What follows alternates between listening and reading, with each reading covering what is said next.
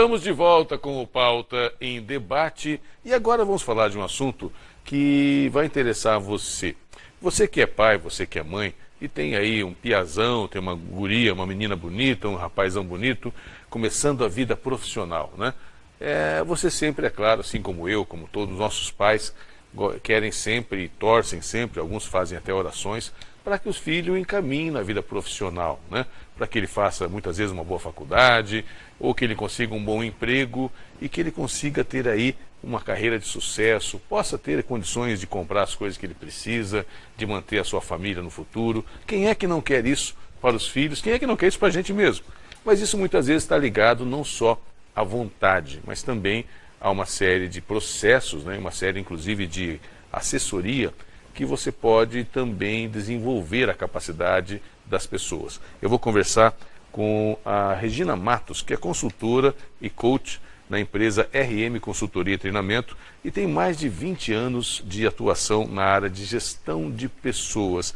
Regina, boa noite, né? Seja bem-vinda, ótima noite. Muito obrigada, eu entrei no caminho certo, é isso mesmo, a pessoa muitas vezes tem talentos ou tem até potenciais, mas nem sempre consegue desenvolver por falta de uma lapidação, vamos dizer assim? Exatamente. Inclusive, nos treinamentos que eu ministro ou nos processos de coaching que eu desenvolvo, uma das primeiras perguntas que eu faço para as pessoas é a seguinte, pensa numa pessoa da sua infância, da sua adolescência, que de alguma forma marcou a sua vida. Interessante. E aí a pessoa pensa e eu digo assim, quais características essas pessoas tinham e que você trouxe para a tua vida atual, para a tua vida adulta. E aí as pessoas começam a elencar uma série de características que se a gente for puxar para o papel de liderança, é exatamente aquilo. Então muitas vezes eles falam, olha, uma pessoa, meu pai, por exemplo, era uma pessoa determinada, era uma pessoa correta, era uma pessoa que sempre me orientava para o caminho do bem. Aí, trazendo isso para o papel de liderança, eu digo, e você hoje, né, que está num processo de caminhar para a liderança, você usa isso, né, para trabalhar os seus liderados? A pessoa pensa e fala, não, exatamente, eu faço isso. Então, muitas das características, né, de um profissional que está caminhando para um estágio aí de liderança, para ser um líder, ele busca lá na formação que ele teve. Interessante. E isso é muito, muito interessante, muito importante. Quer dizer, na verdade, assim, é claro que todo mundo, quando eu falo todo mundo, né, quem entra na empresa quer ser gerente, quer ser diretor, né? Dificilmente você faz uma entrevista com um cidadão e fala, não, eu quero ser office boy e vou ficar só nisso, tá bom para mim, né? Ou quem passa num concurso público, por exemplo, né? Ele quer depois ocupar um cargo, né, de chefia. É natural das pessoas elas quererem ascender profissionalmente, não só pelo poder que isso traz, mas também para poder colocar em prática aquilo que elas pensam, aquilo que elas trouxeram. Há muita gente que faz isso sem estar preparado? Hoje em dia a gente percebe muito isso em entrevistas, né? As pessoas participam de um processo de seleção para um cargo de nível médio e já estão vislumbrando ali que elas querem em 6 meses já estar assumindo um papel de liderança. E não é assim. Porque se a gente for ver, seria mais ou menos um processo de 80-20. Para uma empresa ter sucesso, os profissionais que estão lá, eles têm que ter 80% de competência comportamental e 20% de competência técnica. Nossa, verdade. O que seriam, né, essas competências? A gente sempre imagina que é o contrário, né? O contrário. Porque assim, o que seriam essas competências comportamentais? É a comunicação, é o relacionamento, é a criatividade, é a habilidade de estar resolvendo problemas que acontecem ali de última hora, problemas ali inesperados. Agora, as competências técnicas é o conhecimento que a pessoa tem, é saber planejar, é saber dar resultados. Isso você aprende em escola. Qualquer boa faculdade que você vá fazer, ou curso técnico, ou treinamento específico, a pessoa vai aprender isso. e no dia a dia também. Agora, essa questão comportamental é algo que tem que ser desenvolvido. Regina, com esse tempo todo que você faz gestão de pessoas, mais de 20 anos, você que tem acompanhado ou ainda acompanha situações onde a comunicação na empresa gera conflito, ou seja, pessoas que perdem mais tempo, a reclamação que se perde muito tempo com administrando vaidades ou fofocas ou disse que disse, mais do que necessariamente com o trabalho da própria empresa?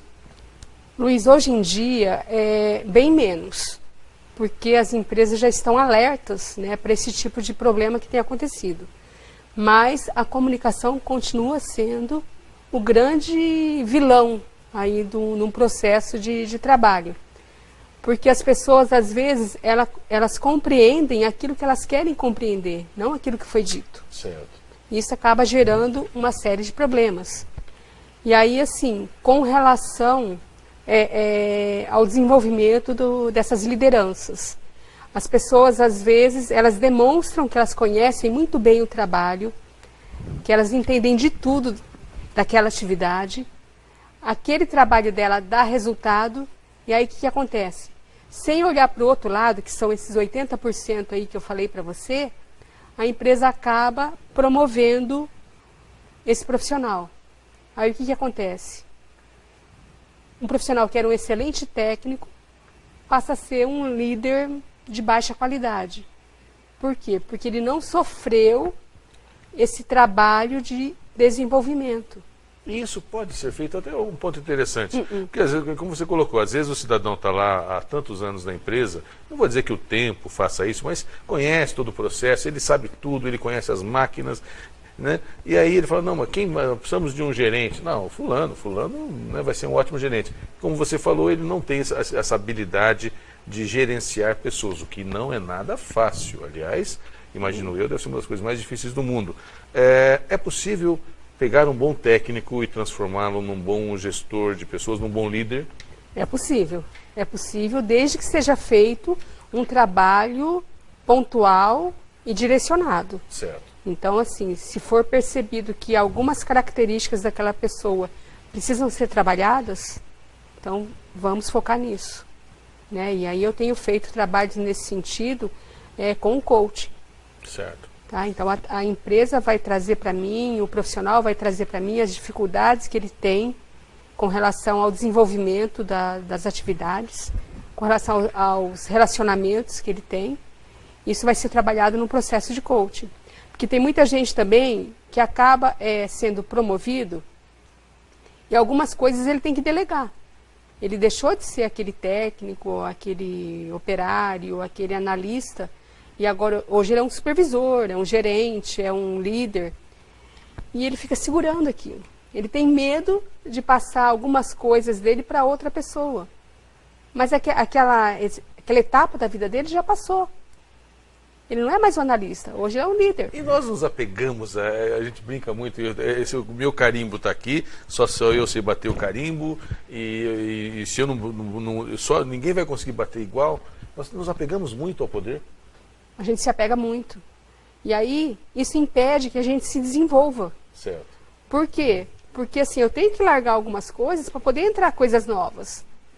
Porque senão a pessoa fica muito cheia de atividades, aí vem o estresse, né? A pessoa, de repente, explode aí sem motivo nenhum. Aí ele se acha a pessoa mais injustiçada do mundo, porque eu estou carregando a empresa nas costas, porque eu faço tudo, e o meu salário já não é tão bom assim. Aí começa a ver essa situação. Aí vira uma bola de neve. Porque, sabe assim, ele não percebeu que ele tem que abrir mão, né, daquilo que não pertence mais a ele, pertence a outro. E muitos líderes também que já estão na posição de liderança têm que passar informação, têm que delegar, mas às vezes tem medo. Se eu passar determinada informação, ele vai saber o que eu sei e aí vai roubar meu lugar. Então é uma insegurança muito grande. Rola também aquela situação, Regina, de eu sou o caixa do supermercado, por exemplo, e me considero um excelente caixa. Aí eu sou promovido a supervisor, né? E eu fico cobrando da pessoa que está no meu lugar, ou de todas as caixas, que sejam iguais a mim, Ou seja, só eu sabia fazer, vocês não sabem. Eu também tento impor o meu conhecimento, a minha forma de trabalhar aos meus subordinados. Acontece muito isso também, né? A pessoa pensar que ele fazia exatamente da forma certa. Então, ele é o melhor. E não é assim, né? Para isso existem regras, existem, né, ferramentas, rotinas que são escritas, que vão direcionar o trabalho das outras pessoas. Esse, né, são os 20%. Os 80% é a forma que aquele caixa vai atender o cliente, um bom dia, uma boa tarde, uma boa noite, né? A maneira que ele vai estar solucionando um problema que acontece. Muitas vezes pode acontecer de um cliente chegar e reclamar de um produto que causou um problema ali, né, depois que ele comprou. Então, assim, essa habilidade é que tem que ser considerada. Porque, assim, hoje em dia, com a modernização, qualquer caixa, né, de supermercado, você passa ali o produto, não precisa nem digitar. A não ser que tenha algum problema. Já passa ali no leitor óptico e... Há supermercados que nem tem mais o caixa, o autoatendimento, né? Você passa direto e você acaba pagando. Em alguns lugares do mundo já deu direto no carrinho, né? Tudo no carrinho. Pois é. Mas essa questão, a gente partindo para o encerramento dessa entrevista, quero agradecer muito aqui a presença da consultora e coach Regina Matos. E nós estamos começando a abordar um assunto que eu gostaria que você, meu amigo, você, minha amiga, começasse a pensar cada vez mais. As pessoas que estão já no mercado de trabalho, né? E que muitas vezes estão desmotivadas, né? Há muito tempo numa empresa, ou então não consegue ter uma ascensão profissional. Ela pode dar uma reviravolta na sua vida profissional, buscando uma orientação, como você fala, um coach, né? Que é o acompanhamento do que ela faz. Isso é possível? É possível. Assim, em primeiro lugar, ela tem que começar a ver sentido naquilo que ela faz. Tem até uma frase, assim, trabalhe no que você gosta e você nunca vai ter que trabalhar na vida. Ela tem que ver sentido naquilo que ela faz. Não é simplesmente eu varro o chão. Mas por que eu varro o chão? Eu quero varrer chão? É isso? Não, eu varro o chão por quê? Porque com o meu trabalho eu vou proporcionar uma qualidade de vida melhor para as pessoas. Por quê? Porque o ambiente vai estar mais limpo, mais salubre. Isso é importante ser feito. Isso é importante. Então, assim, em primeiro lugar, independente da função que a pessoa exerça, ela tem que ver sentido naquilo que ela faz. Aí o horizonte dela vai ampliar muito mais, a visão dela vai ampliar muito mais. Ela pode ser uma zeladora, ela pode ser um diretor de empresa. Mas ela vendo sentido naquilo que ela faz, o trabalho dela vai ser engrandecido. Se com tudo isso, ela pensar que aquela tarefa que ela executa não faz mais sentido, aí sim, ela tem que buscar um autodesenvolvimento técnico e comportamental para poder estar galgando outras atividades. Isso é importante. O pessoal que quer entrar em contato com você, até para trocar ideias, qual o meio de contato?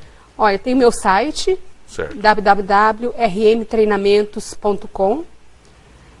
Eu atendo num espaço compartilhado, que é a Multiplique, que fica ali na Souza Naves. Eu não tenho um endereço fixo. Certo. Né? E pelo meu celular. Podemos anunciar aqui? Pode. É o 9994-0705. 9994-0705. Você pode entrar em contato.